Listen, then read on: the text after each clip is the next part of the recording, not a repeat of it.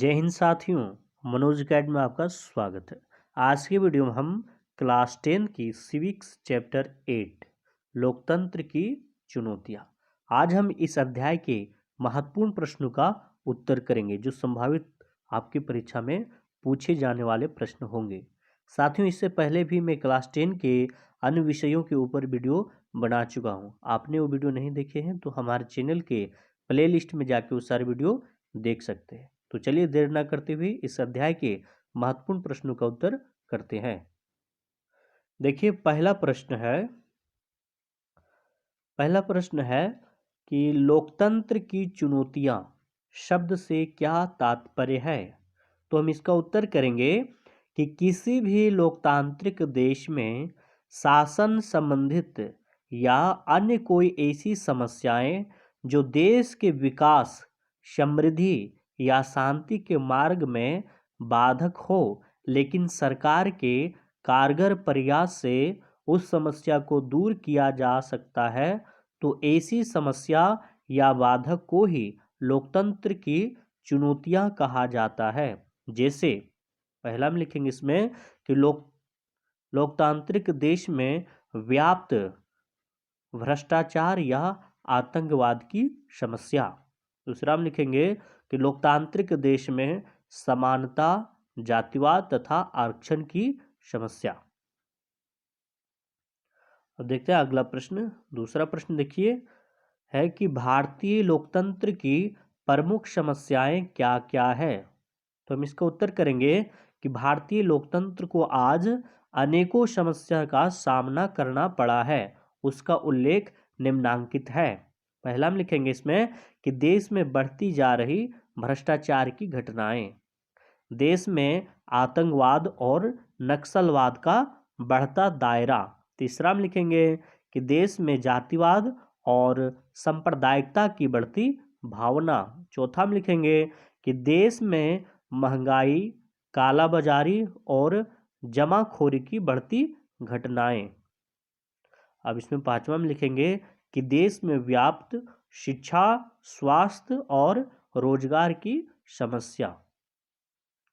देखिए, तीसरा प्रश्न है कि किसी भी देश में लोकतंत्र को मजबूत बनाने के लिए हम कौन कौन से कदम उठा सकते हैं। तो हम इसका उत्तर करेंगे कि लोकतंत्र को मजबूत बनाने के लिए हम निम्नलिखित कदम उठा सकते हैं। पहला में लिखेंगे इसमें कि देश में सही तरीके से चुनाव प्रणाली को संपन्न करवाकर। दूसरा में लिखेंगे कि सच्चे, समर्पित और योग्य प्रतिनिधियों का चुनाव कर। तीसरा में लिखेंगे देश में जातिवाद, संप्रदायवाद और क्षेत्रवाद की भावना को मिटाकर।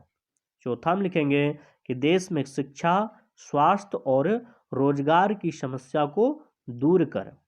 पांचवा में लिखेंगे कि सरकार द्वारा जनहित के कार्यों को प्राथमिकता देकर।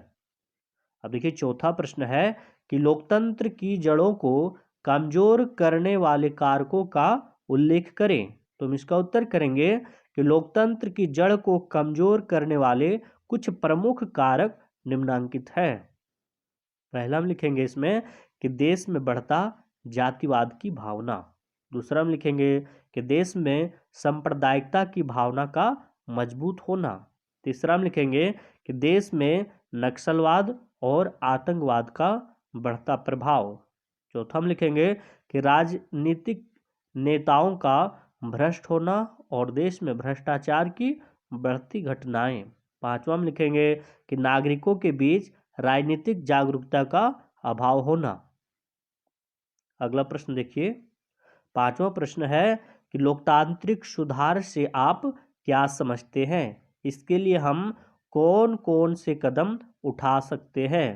तो हम इसका उत्तर करेंगे कि लोकतंत्र में व्याप्त समस्याओं का उचित समाधान कर देश में सुंदर व सुव्यवस्थित रूप से लोकतंत्र को लागू करना ही लोकतांत्रिक सुधार कहलाता है, ताकि देश आर्थिक, सामाजिक व राजनीतिक विकास कर सके। अब पैराग्राफ चेंज करके लिखेंगे कि लोकतांत्रिक सुधार के लिए हम निम्नलिखित कदम उठा सकते हैं। पहला में लिखेंगे इसमें कि देश में चुनाव प्रणाली को निष्पक्ष व न्यायपूर्वक बनाकर।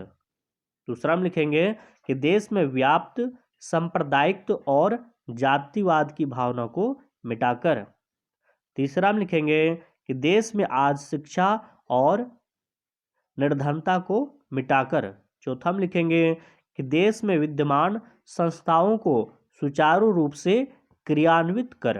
पांचवा हम लिखेंगे कि देश में व्याप्त सार्वजनिक समस्या को दूर करके।